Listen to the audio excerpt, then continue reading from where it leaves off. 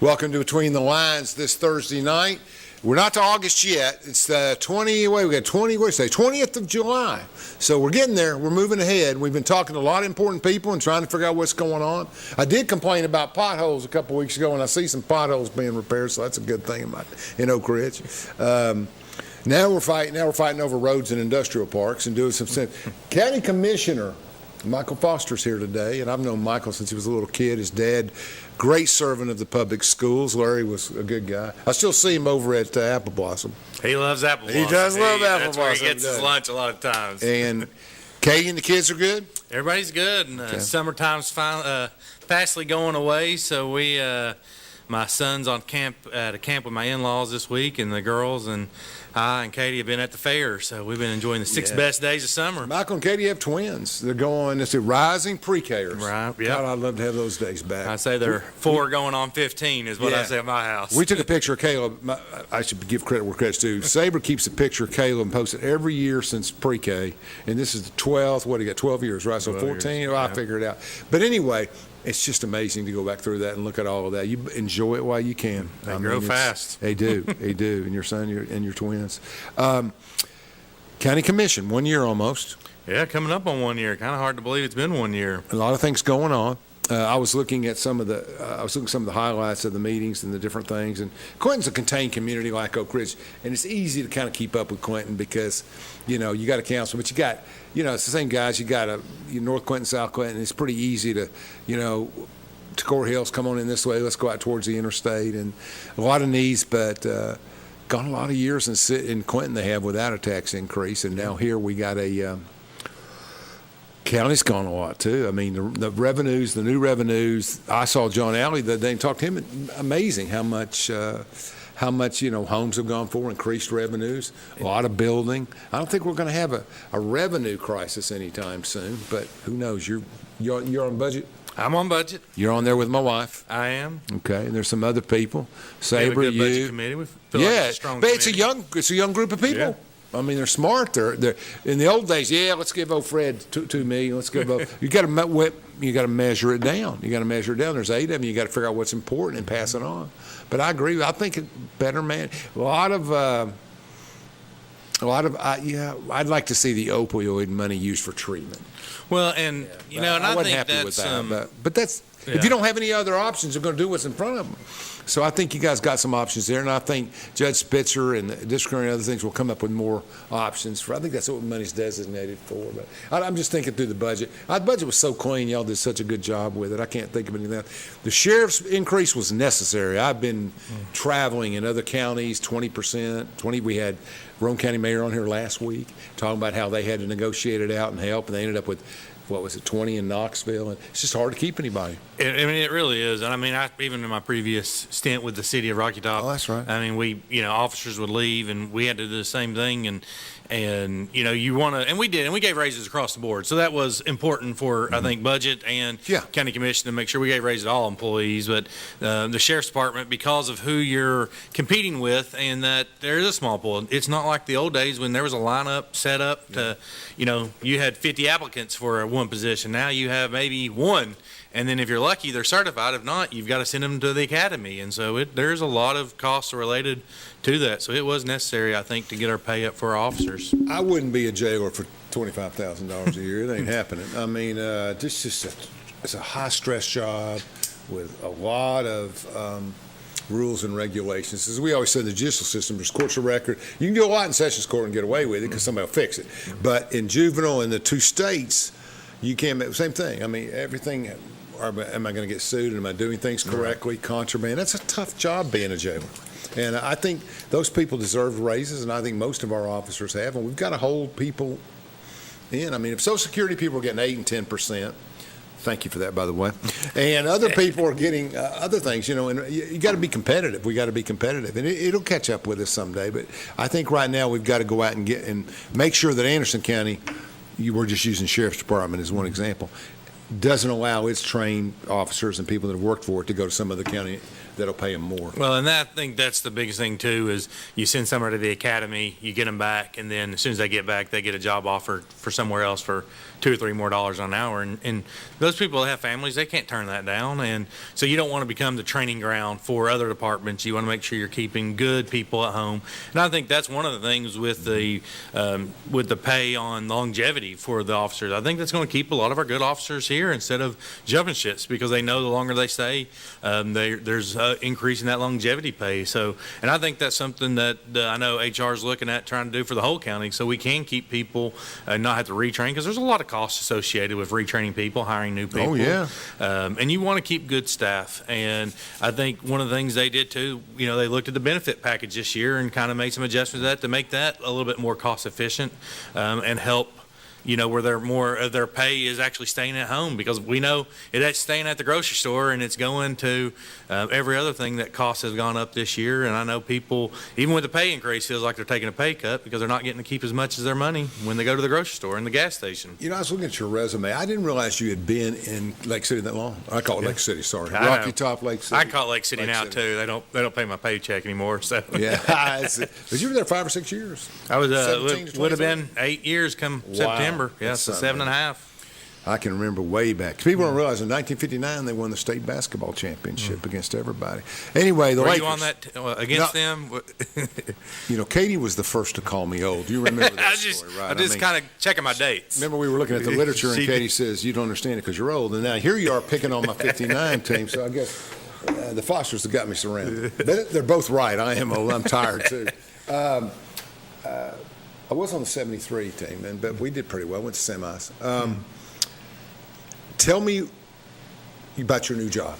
So I'm with a company called Public Entity Partners, and we do risk management and insurance for cities. So it's a lot of the same, and quasi-cities. So we do school systems, city school systems. Commercial type stuff, though, not individuals. So, right, it's all municipalities or related to government entities that have a connection to it. Like we wouldn't do a county system, but we do some joint ventures up in Sevierville. But I cover all of East Tennessee. I'm the loss control consultant, so I go in and meet with our people and look at their losses and say how we can give them some ideas of how to improve those losses, work with them, suggest safety things, especially. And then as laws change, we try to update them on laws that would affect HR, that would affect workers' comp. So we cover workers' comp. Private company? Actually, it's a public company. So they are a pool. We're a pool. So we are, we started by 2, Athens, and I think Hendersonville were the 2 cities that started the organization, because back when the tort law liability went in effect in the 80s, and I guess in the 70s, there wasn't any, it was hard for cities to get insurance because at one time they were had an indemnity and they were immune from lawsuits, just like the state is now on a lot of things. So when they started the company, and then we have loss control in East, West, and Middle, because we have obviously cities all across the state. So I cover the East Tennessee area from Johnson City all the way to Mountain City, and then the Eastern Time Zone. Yeah, so I work out of the house, but then I'm on the road when I go. And it's a lot of the same people I worked with when I was in the city government, because city managers. You had the so I know a lot of that, and I. Especially when I go into a city, I feel like I know city operations because I've been in that world. And then the ones that are probably the newest to me are like CARTA is one of our customers, and so we were down there, and so that's a transit, so it's a quasi-government. So those are the things I'm still learning, but the city operations and a lot of the same people, so I'm excited to be there. It's a good organization. They've been there, been around for 40 plus years, so it's a good place to be. Does you represent Clinton? You live in Clinton? I do. Okay, you can't. I understand. District 2, so I live in the city of Clinton, and we have District 2 city limits of Clinton, and then a small section in the county going out towards the interstate on Seacon Springs Road. There's about 3 districts that come together on that road. So, but most of our constituents are in the city limits. And I see you sit next to Tyler. Well, there's a space between me and Tyler. So there's somebody else? Denise, I don't think they wanted me and Tyler beside each other. I want to know if that was a mentor-protege relationship, and you were bringing him along, or how that worked. Actually, Tyler's one of the smartest guys probably up there. He's got a lot of experience. And he's got a lot of knowledge. A lot of knowledge. He's good. I mean, he's got a lot done. And I see a pattern of the young people, all kind of like Denise and you and Vandergriff and Mays and Aaron and other people, all in that 40 range, but which 40 years old in August. That's right. 40 years old. Big birthday coming up. That's right. How old's your dad? He'll be 72 in August, and we actually share a birthday, so he'll be 72. Same day. I was best gift he ever got. Cuts back on the presents, that's for sure. We'll get that going. So what do you think County Commission's biggest challenges are now? You're coming in, you're learning it. You got a windfall of money out of some of these federal budgets and stuff, so you've got a little bit more transitional time and stuff. I kind of look at things like, it was interesting. I was talking to Mayor Burr, and I've talked to some other people. We got a road out there we want to pave, right? And it's going, and they're surrounding my wife and trying they were lobbying. So anyway, they get out there on that road, and you look at the revenue that those businesses generated 3 times the revenue for the county that they have for the city. So maybe there's a role for the county in paving that road. Yeah, and it is the county's industrial park that road goes into. And I know it's in the city limits of Clinton, which is my district. And I think, we've always kind of partnered with the city of Clinton when it came to those industrial parks because they do sit in the city limits of Clinton. But we all get taxes off of them, right? So the county's getting taxes, the city's getting taxes. I think it's something that... it didn't seem like a high amount. They wanted $20,000 or something? I think it was 50% of whatever the bid came in. That seems fair. And I think we're looking at taking industrial money that we've have put off for industrial uses. We've done that with when it came to the TCAT building out in the I-75 Industrial Park. So that was something that we had partnered on, and so the county gave money to. So it's something I supported. We're going to run it back through budget because it was on the budget, and then budget got canceled because there wasn't really anything else on it. So it's going to come back through budget. And I think it's something most people can support. I don't think it'll be 100%, but I think there's a place for it, and there's been partnerships along the way with other municipalities too. When we've done, I know Norris was one. We matched a grant for them. We've done enough grants. I've wrote enough grants, and cities matter, and there's some other federal money coming into the city of Clinton that requires some cooperation between you and the city. I think that's true on some grants and some other things. Yeah, but I think that's worthwhile. Hadn't been paved in a long time, I heard. Long time.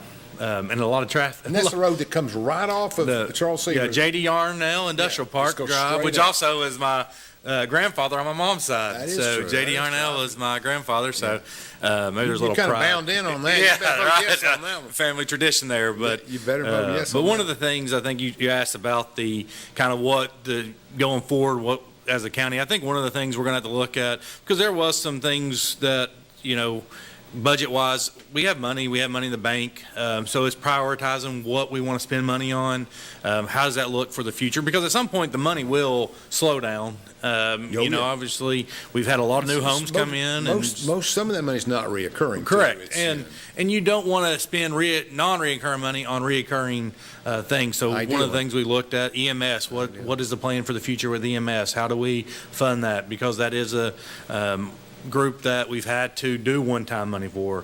Even one part of the sheriff's budget we passed with one-time money. Well, we've been chasing money in that department for a while. I think it's been a decade or more. But it's an essential service. It's just, if it's managed right, you got to support it and do what it's doing. And there's a need for our citizens need that service. Like you said, it's essential. And especially in Oak Ridge, that's all we pay all that money. We don't get. We get a jail and we get an ambulance. That's about it. A few things, but I think. All in all, I mean, when you look at all of the budgets and you see everything that's going on, you have to feel pretty good about it. I'm really excited about the young people. The young people make me, anybody under 50 that's on that commission, because there was a time, like the judicial average age went from mid to high 60s down to 49 in one cycle. And that means you got stability for a long time. Right. Let's take a break, Michael. Give me 2 minutes or whatever we got, and we'll be right back with Michael Foster. Recognized as one of East Tennessee's leading attorneys for nearly 2 decades. Civil disputes, criminal defense, divorces, and juvenile custody cases are all part of an impressive resume. Daniel's legal experience also includes representing clients in local, state, and federal courts. A husband and a father, Daniel is a Rule 31 certified mediator who has represented hundreds of families in Chancery Court. Call Daniel Forrester Law Office at 865-457-7900 for a free consultation. From Oak Ridge, Tennessee, IB3 Global Solutions conducts operations around the world to enhance the U.S. national security posture and minimize radiological and nuclear threats. IB3 Global Solutions. Mission first. Fan Gear Barn is Oak Ridge's source for new and vintage sports fan gear from around the world of sports. Find your favorite team gear at Fan Gear Barn, located at 977 Oak Ridge Turnpike, across from the hospital. Open 10 a.m. to 7 p.m., 6 days a week. Closed on Sundays. At Navarro, we partner with our clients to advance clean energy and deliver effective solutions for complex challenges in the nuclear and environmental fields.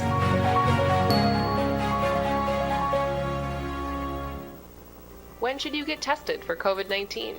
You have symptoms of COVID-19, such as runny nose, congestion, sore throat, fever, cough, shortness of breath, muscle pain, headache, chills, or loss of taste or smell.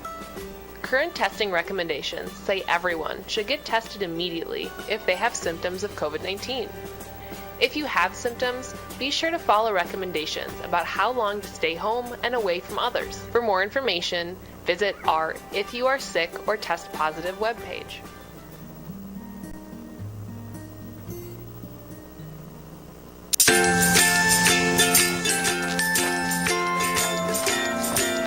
All right, crew, let's get started. All right.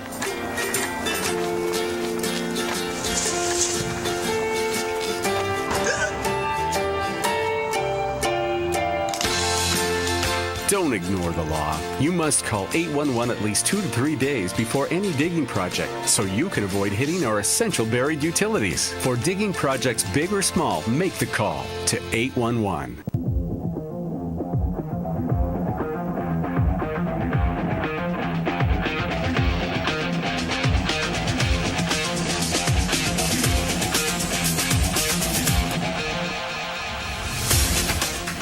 Welcome back to Between the Lines. We're talking to Anderson County Commissioner Michael Foster. Been involved for a while. Grew up in politics. He's turning 40 next month, but he's got 20 solid years of experience. We see a whole lot of office holders in Gary Long's my age. Rex he's going into his 60s next year, and we got a lot of other people. So, I mean, basically, we have a whole another round of people. I figure they got 4 more years, most of them. John Alley's 61 or something. So I don't know how long you'll hang on forever if you let them now. I'm just going to tell you, I'm a political consultant. They take that money forever if you let them. But I see a whole new wave of candidates, and you're probably at the top of the list. I know you don't want to talk about that, but you got a lot of work to do. We had a interim juvenile judge picked this week. Had 2 or 3 good qualifications, but you know, I like Tim Elrod. I think Tim has done more for the community and for Anderson County in different ways. I just think he's excellent choice, and I think he'll do a good job. And I'm surprised he had time to do it, to be honest with you. Yeah, and you know, it's really good to see. I mean, there was 3 solid candidates. Yeah. I mean, I don't think we could have made a bad choice as commission. Yeah. You know, anytime that somebody's willing to serve in a role like that, especially a temporary role that's not, you know, taking a position that, I'm going to run for this position when it opens up, but you know, they really are taking other time. They all have, you know, law firms that they work out of or jobs, and so that's giving up time from their main job to come and work for the community and serve the community. So and we broadcast out of here, and not my ownership, but Brad and everybody. We broadcast high school football all fall long. That would be impossible without Tim Elrod's help. So we're glad to see him get some, I don't know what the word would be, appreciation for all he's done, I guess, and being qualified. So good for Tim. And good for the other 2. I appreciate all 3 of them applying. That's what we got to have more of. So they're going. That's, as we said, Brian Hunt, who's the elected juvenile judge, is in the military reserves. He's a captain JAG, I believe he's captain. I don't think he's major yet, but he's captain.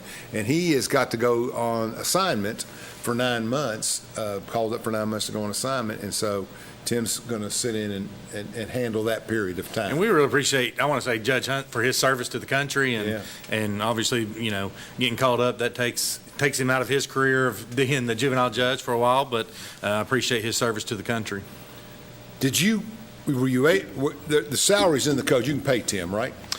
That was something I think we can. They're not going to do it for free. I don't know how it all works on. Well, he's the one doing the job. He ought to get the salary. And so, who figures that out? I'm going to say finance.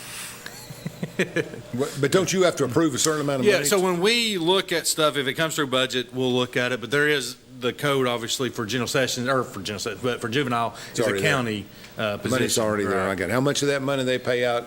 Somebody has to figure it out and get it approved and all of that stuff. Okay, you're in Clinton. You Yes. kind of overlap between Clinton City and the Anderson County and all of that stuff. What do you see as the biggest challenges for Clinton? There was a lot of talk about development in South Clinton. It kind of phased out on us, and I haven't heard much since.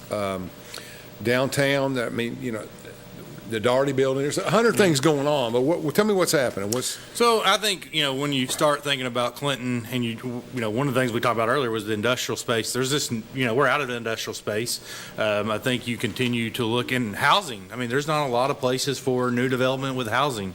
You got a lot of, and if you talk to realtors, there's not a lot of houses on the market in Clinton. And when they do, they go fast.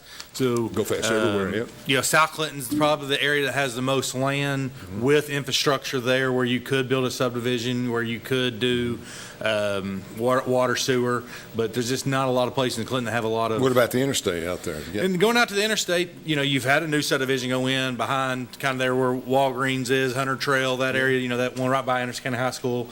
But even out there's not much land left in the city limits and or has infrastructure. Now, I do think there's capabilities to run continue infrastructure out there that way, and then maybe even going up Hillvale, which is not in the city limits, but there's some property up there that could probably be developed and still run some utilities. Because, as you know, when you're putting a subdivision in, utilities is the key to it. You got to have utilities, you got to have water, sewer. And then, I think you're looking at schools for the city, and even with the county. I mean, Claxton Elementary, the school's making a move there to buying property to build their new school. And I think when you look at Clinton, the elementary schools in Clinton, if we do have growth, where do those students go? Because they're pretty full now. So it's kind of Kelly's done a good job. Oh, absolutely. She's been city on the show schools a are good. couple County schools are doing good. So. Yeah.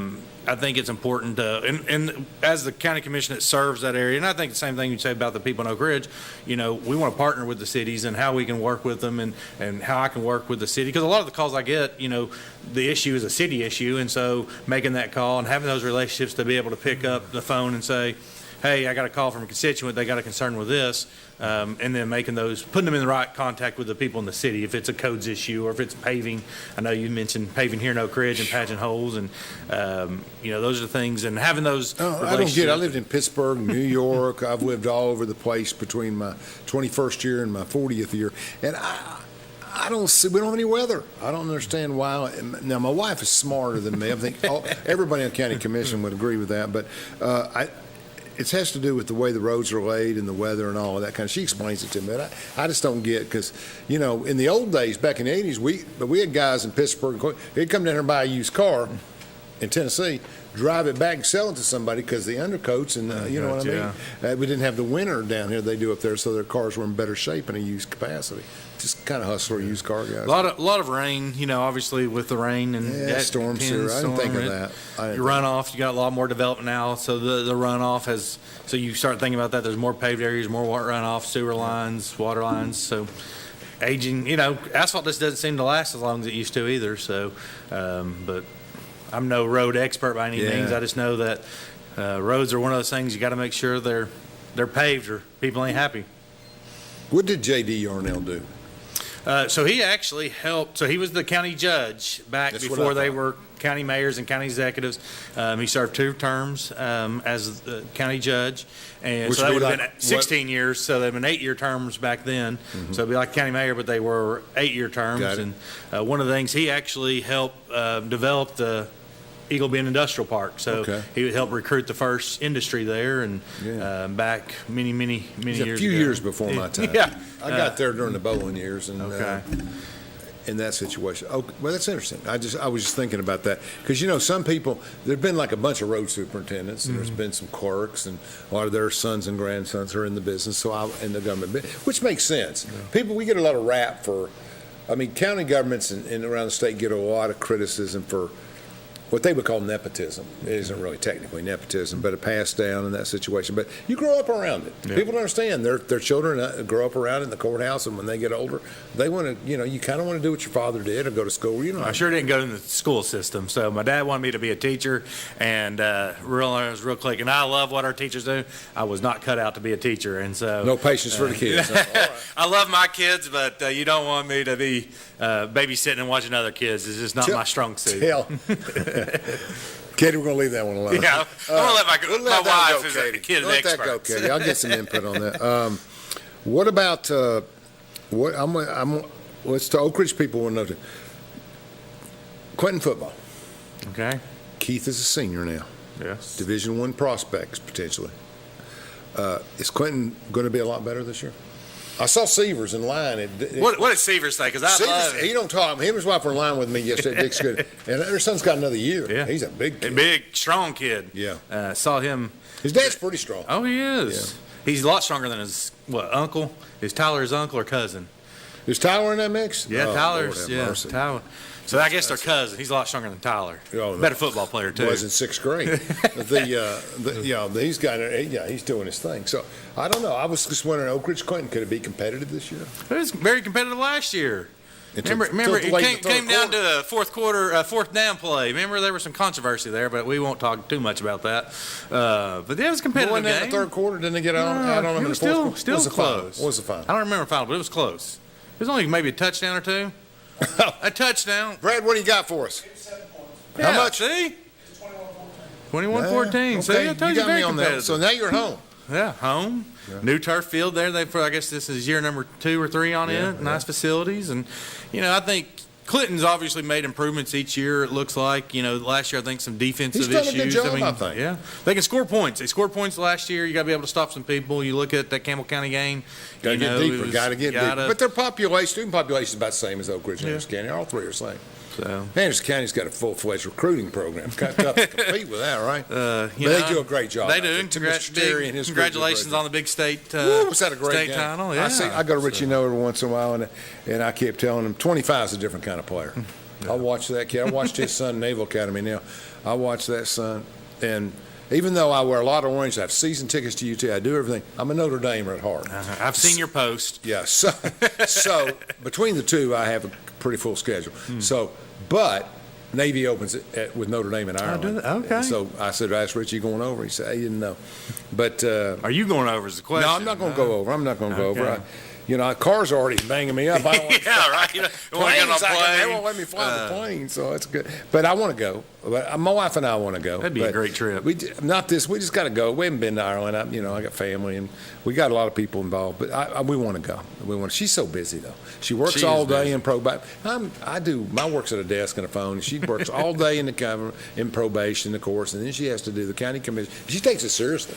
Well, and I'm glad she does, and I think that's important. I think a lot of, especially even old and new commissioners, they do take it serious, and they take the issue serious, and they care about. Well, I'll say it. You don't want to say I'll say it, but the new commissioners seem to be more buttoned down, wanting to get changes done, get stuff done, and they're better prepared. And I just see it. I see it. When the average age is going way down, I think so. You got one. I'll leave it alone. We'll see what happens in 2 years. I'll leave it alone. But I think we have an election next year because Aaron's got to defend his appointment. Right. So, and you got a couple other things going on. So it's going to be fun to watch, I think. I just want to see a youth movement. We have one of the top guys. I'm a big Phil Yeager guy. Phil's smart, But he's real smart on the budget. You don't retire at 40 if you're not smart. But he knows money. But anyway, Sean Gleason in Oak Ridge is one of those once-in-a-generation guys. If you ever get to meet him, I've met him once. I've had just a small conversation. Yeah. You can tell he's bright and got a lot of experience. I think he's probably bringing some really good experience. Well, he's 44, and he's just got so much going on. I mean, he was the head of a corporation. He's just done a lot. He's the president of a company, IB3, helped sponsor our show and some others. But I think he's got Marine veteran intelligence. He's a smart guy out of Philly, so we have a lot. We get to joke a lot, right? He's a Pittsburgh guy. He's a Philly guy, so we get to joke about it. And a lot of economic development experience too. Just from his experience there. He's working on West Oak Ridge hard. Well, I think we need an airport. I would normally be neutral, but based on pharmaceutical and isotopes and all the reading I've done, it probably would be a very good thing to have. And I think everybody in Oak Ridge, actually, that commission never is unanimous on anything. I mean, council, and they were unanimous on this. So, and I think too, you look at just where Anderson County, Oak Ridge, where we're located, and especially with the nuclear money that in the future with nuclear, with energy, we're in a great place for development and growth. And with the plants, there's just a lot of opportunities in TVA. And with the governor signing $50 million towards nuclear, putting that in the budget, and a lot of that going here local. That's right. So that's a lot of representation on that budget. Absolutely. We got a lot to look forward to. Let's take another break, Chandler, and let's come back and talk to Michael a little more about Clinton. Daniel Forrester has been recognized as one of East Tennessee's leading attorneys for nearly 2 decades. Civil disputes, criminal defense, divorces, and juvenile custody cases are all part of an impressive resume. Daniel's legal experience also includes representing clients in local, state, and federal courts. A husband and a father, Daniel is a Rule 31 certified mediator who has represented hundreds of families in Chancery Court. Call Daniel Forrester Law Office at 865-457-7900 for a free consultation. We should never lose sight of our health. To keep moving forward, let's not forget everything we've learned. Limit the salty food options. Make your own daily exercise routine. And always receive regular checkups. More than anything, we have learned how important these small steps can make a big difference. So we can all continue to move forward together.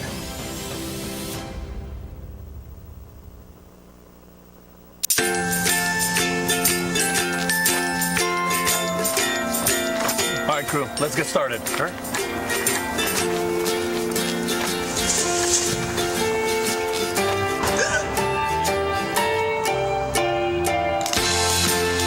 Don't ignore the law. You must call 811 at least 2 to 3 days before any digging project so you can avoid hitting our essential buried utilities. For digging projects big or small, make the call to 811. From Oak Ridge, Tennessee, IB3 Global Solutions conducts operations around the world to enhance the U.S. national security posture and minimize radiological and nuclear threats. IB3 Global Solutions. Mission first. At Navarro, we partner with our clients to advance clean energy and deliver effective solutions for complex challenges in the nuclear and environmental fields.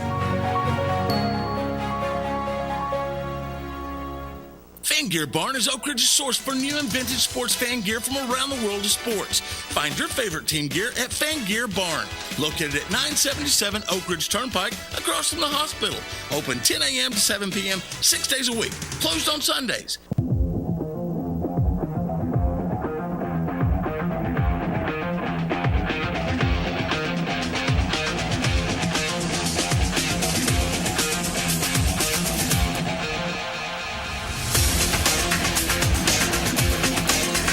Welcome back to Between the Lines. We're still talking with Michael Fox. We're going to talk about his committees a little bit. It seems like every commissioner has to serve on 4 or 5 committees. Budget's your big one because they split them up. Right. Half of them go to operations, half of them go to budget. And budget controls the money, operations controls the planning, I guess, or the. Yeah, they're the catch-all, it seems, for everything else that's not tied to money. Well, in my world's federal mostly, and you have appropriators and you have authorizers. And so the operations will be more like in that sense if you want to get something changed. Let's talk about budget first. As a department head for 10, 12 years, it's pretty simple. You just transfer things between codes and you move on when you need money. Right. But that is not the purpose of a budget. The purpose of a budget is not to get down to April and say, I want to take this 38.4 I didn't use and put it over here in part-time labor. And that's the only way you can control budgets. There's been excess money. People have been turning money over. So what do you see when you look at the budgets for the year and the allocations?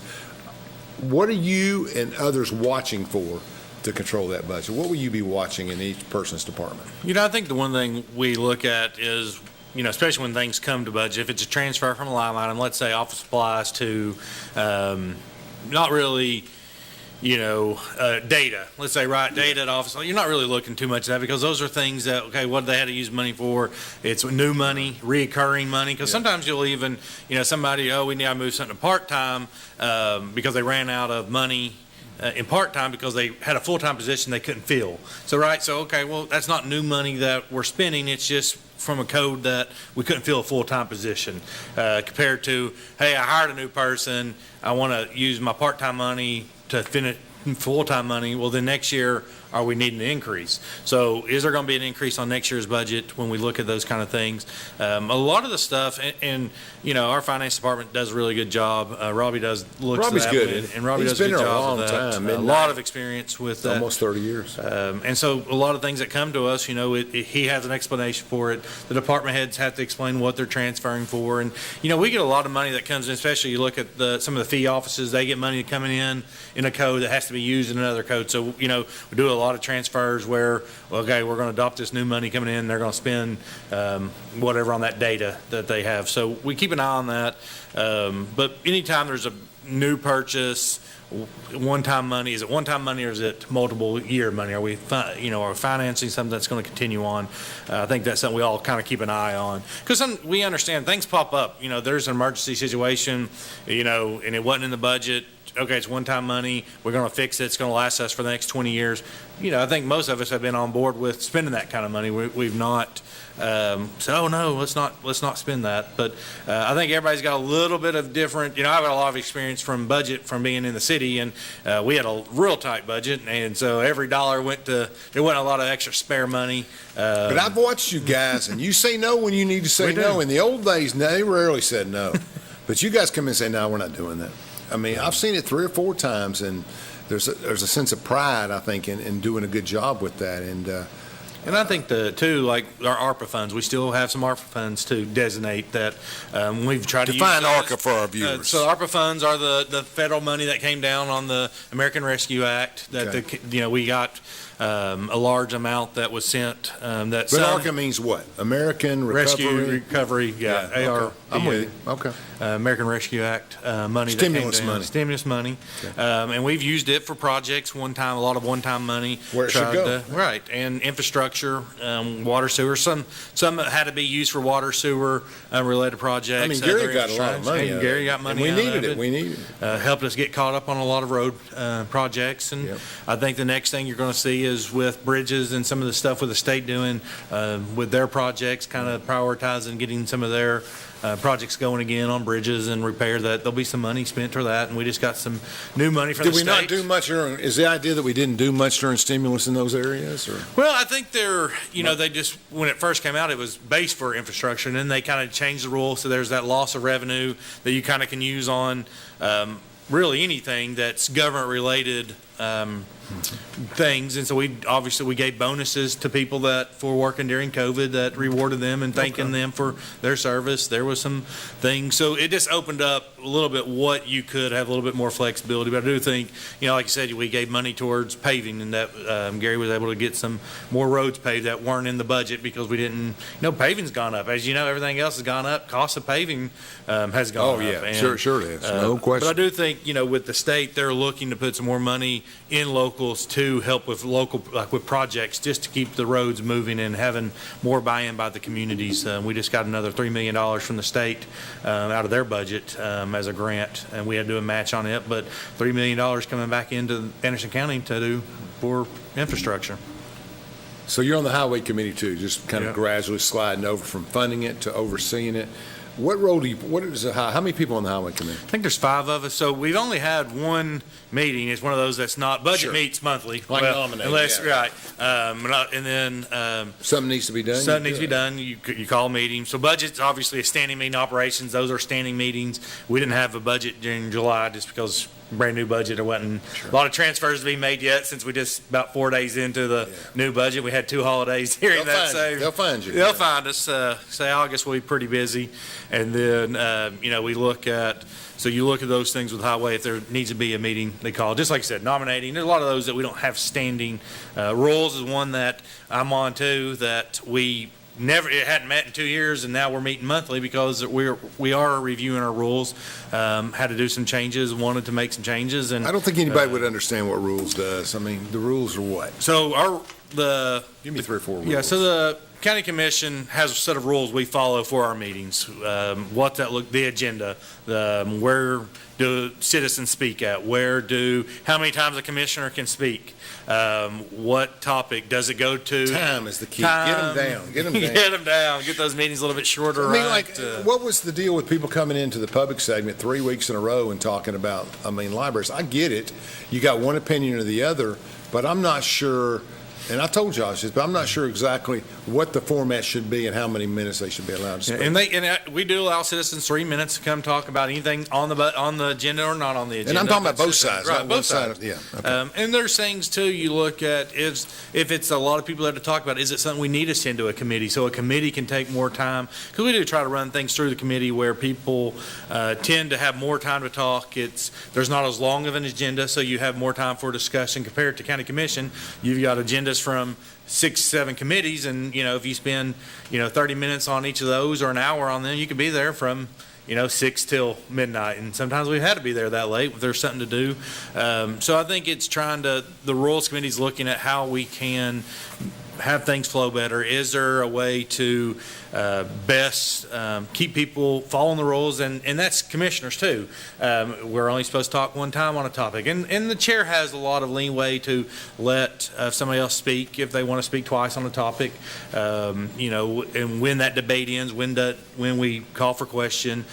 So rules are looking at a couple different things. Like I said, the layout of the agenda, where do department heads speak? Because we do have a section for the county mayor, for any other department head that wants to come, right. The school system to give a report. So we do have those in our rules and where that's laid out in the agenda.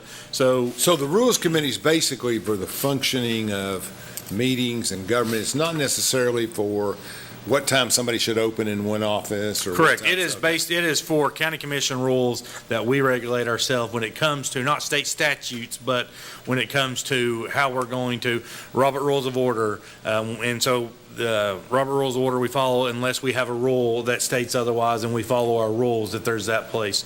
What it takes for something to get put on the agenda. That's one of our rules. How is it a 2/3 vote, 3/4 vote? Simple majority. Or if something failed in a committee, how many votes does it have to come up to bring it up in regular? So those are just things rules are looking at. Are there things that need to be adjusted? Because like I said, we had 7 new commissioners this time around. Now we got 8 with Aaron on there. So those things, we looked at, and the old commissioners that were already there that have been following these rules or had these rules, that is there something that we're bringing from the outside that, hey, we want to see it done? So a lot of that's going through rules. You mentioned Phil Yeager earlier. He's kind of the parliamentarian, the unofficial parliamentarian, so he comes to rules and we get, because Robert McCamey's our parliamentarian, but Phil has a lot of knowledge when it comes to that. Robert's been there a long time. He's smart. He has. Yeah. And so Phil comes to our Rules Committee a lot, so we get some clarity from him on some things, and we use our law director for that too, and make sure we're not interfering with something that's a state law. And now there's a new law from the state that came down about making sure local governments have to give time for citizens to speak. You do have to give them opportunity to talk about things on the agenda. When are you posting your agenda? So they put some new rules in too, and so we've looked at that and how do we. And a lot of our rules were already there that allowed for that, but we want to make sure our rules are staying within statute and that we're not going to get ourselves in trouble.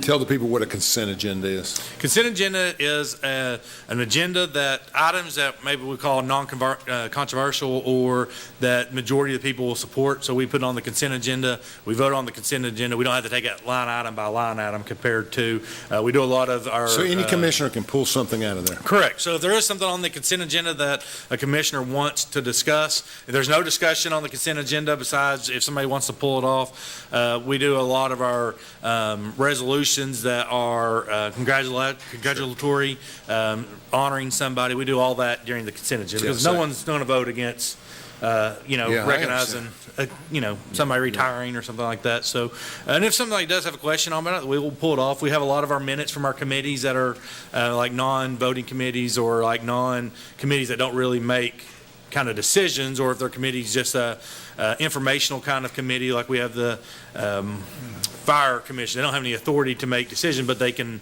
make recommendations to the mayor or make recommendations to the county commission. So their minutes can be on the consent agenda. We might pull them off to discuss something, or we look at the animal shelters. They have a committee, and so those could be on the consent. Or tourism, who has the board. So those are the things that can be pulled off, but usually they're on the consent agenda. Let's get them on this discussion. Let's take our final break. Brad, take us out here for 3.5 minutes, and we'll be back. Daniel Forrester has been recognized as one of East Tennessee's leading attorneys for nearly 2 decades. Civil disputes, criminal defense, divorces, and juvenile custody cases are all part of an impressive resume. Daniel's legal experience also includes representing clients in local, state, and federal courts. A husband and a father, Daniel is a Rule 31 certified mediator who has represented hundreds of families in Chancery Court. Call Daniel Forrester Law Office at 865-457-7900 for a free consultation. From Oak Ridge, Tennessee, IB3 Global Solutions conducts operations around the world to enhance the U.S. national security posture and minimize radiological and nuclear threats. IB3 Global Solutions. Mission first. Fan Gear Barn is Oak Ridge's source for new and vintage sports fan gear from around the world of sports. Find your favorite team gear at Fan Gear Barn, located at 977 Oak Ridge Turnpike, across from the hospital. Open 10 a.m. to 7 p.m., 6 days a week. Closed on Sundays. At Navarro, we partner with our clients to advance clean energy and deliver effective solutions for complex challenges in the nuclear and environmental fields.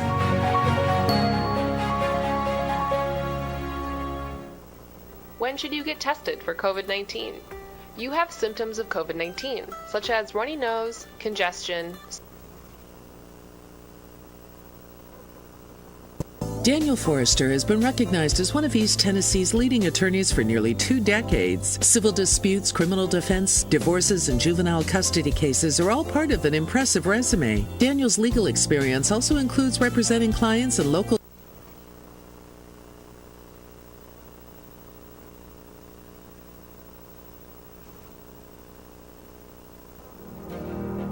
We should never lose sight of our health.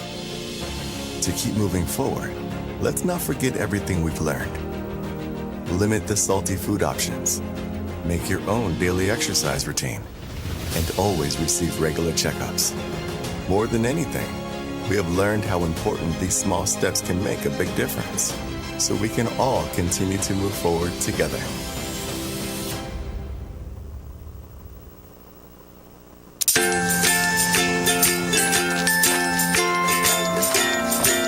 All right, crew, let's get started. Sure.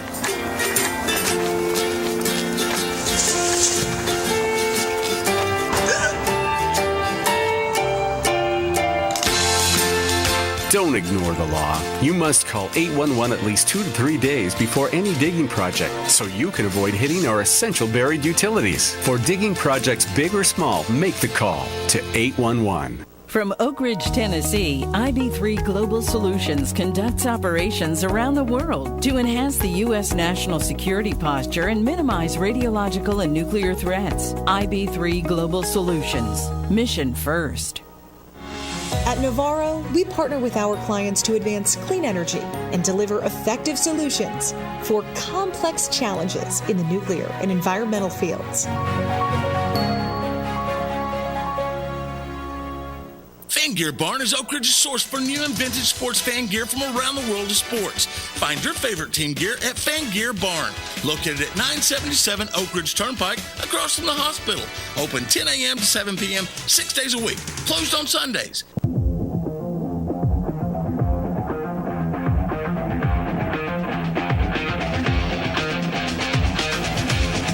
Welcome to our final segment. We're going to finish up between the lines this last 12 minutes, maybe more closer to 10 or 11 with Michael Foster. We're learning a lot.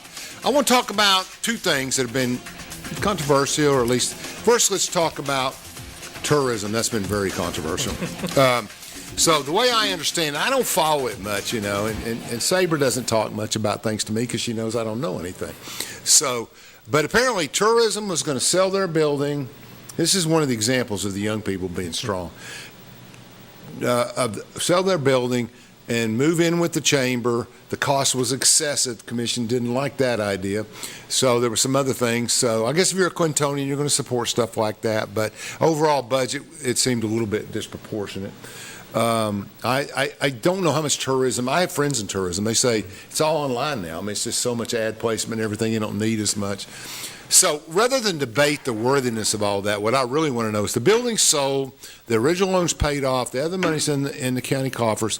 What I want to know is, where are we at now? Are they moving into with Bear Stevenson? Is that still the plan? Yeah, that's where they are. The building has sold, and they have closed on the building, so they had to be out right there at the end of June. So they are renting space at Bear Stevens building there in Clinton, and so they... Some ADA adjustments? So they had to do some adjustments. You know, it is upstairs going up to it, but, you know, we do have space for if we needed somebody. Obviously, they can come down and meet somebody if they needed. Because it's not a welcome center anymore. Because that's right. It's office. It's office.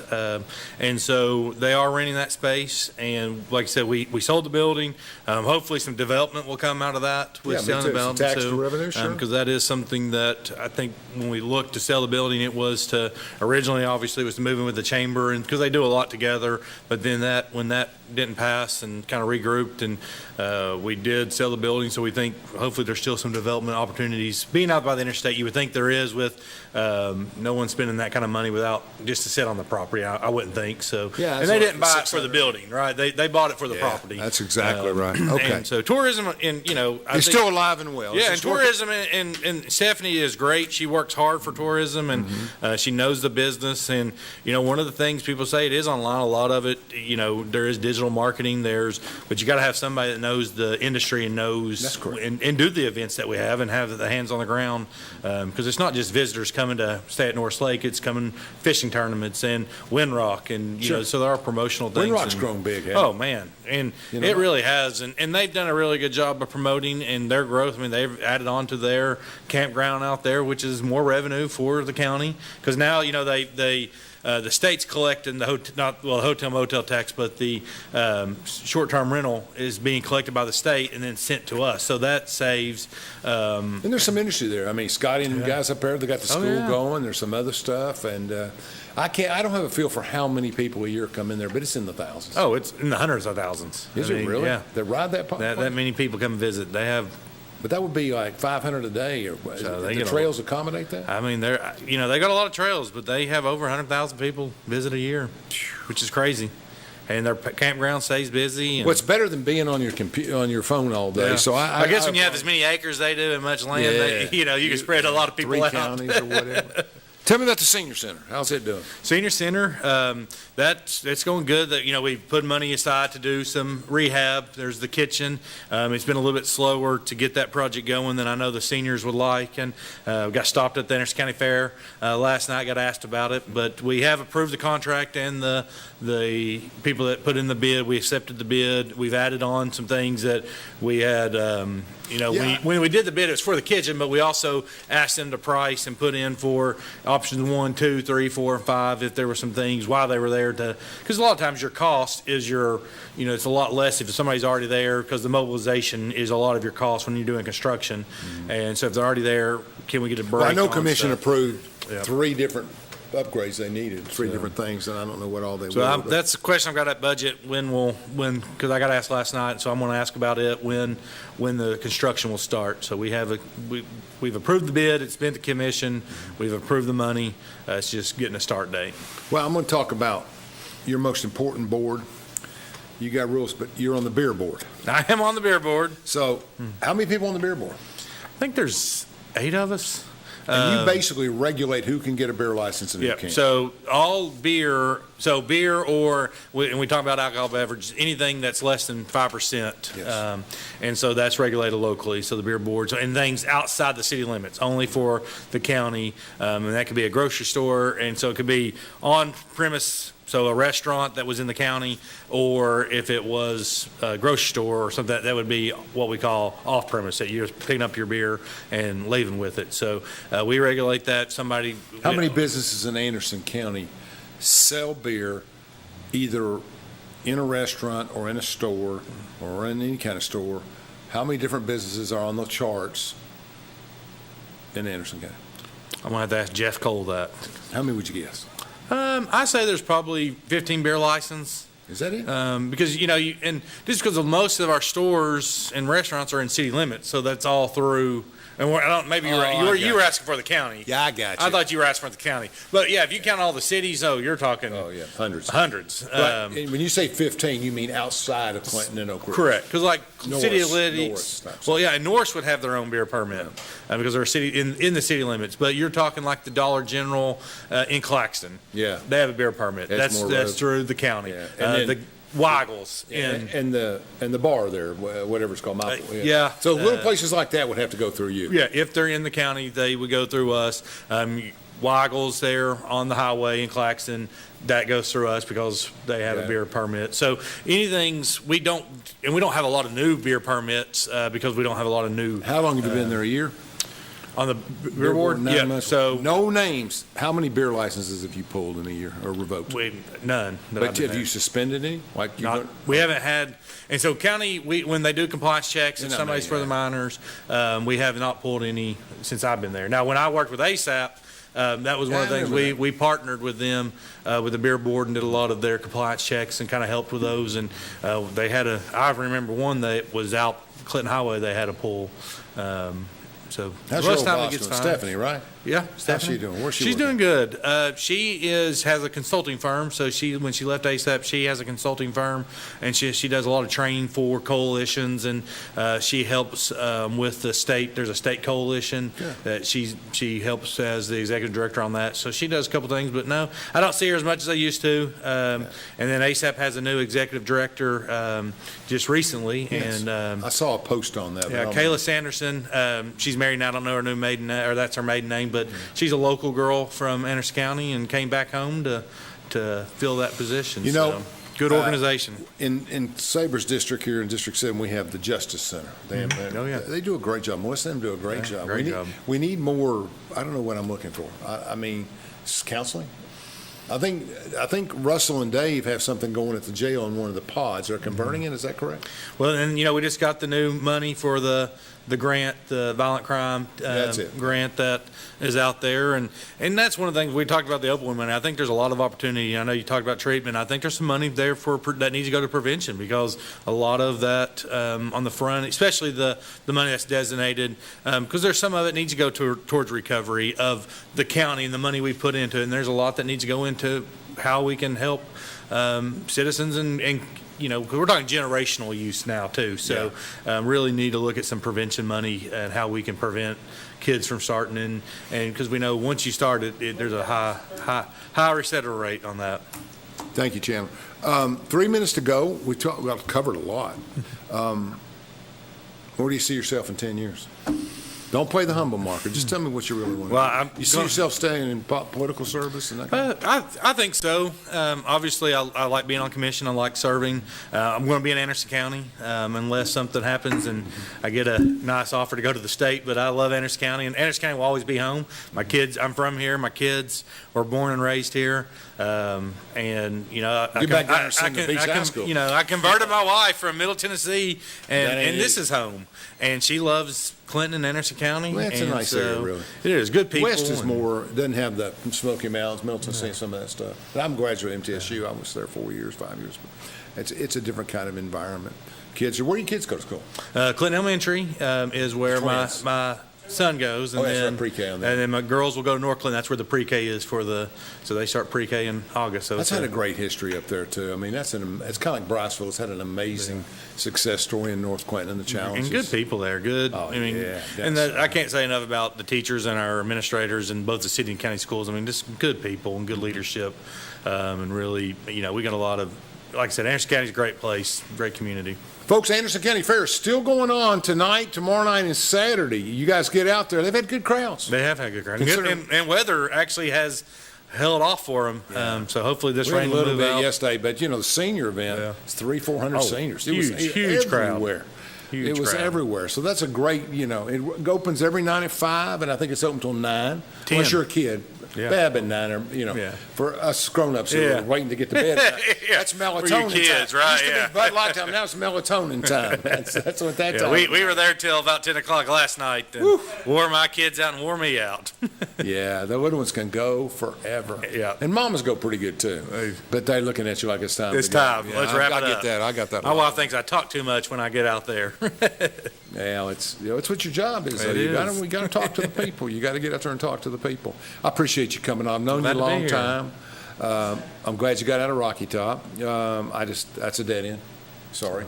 I mean, you did a good job. You worked hard, but I mean, it's just kind of landlocked and it doesn't integrate as well maybe with others. And that's not saying anything about them. I love the people of Rocky Top and the leaders. I just think for a guy like you, you're well educated. You need to get up and move and do stuff. So that's where I'm at. I got 10 seconds. Anything you want to say? Just glad to be here. Thanks for having me, and I look forward to doing it again. Appreciate your service. Michael Foster, thank you for watching.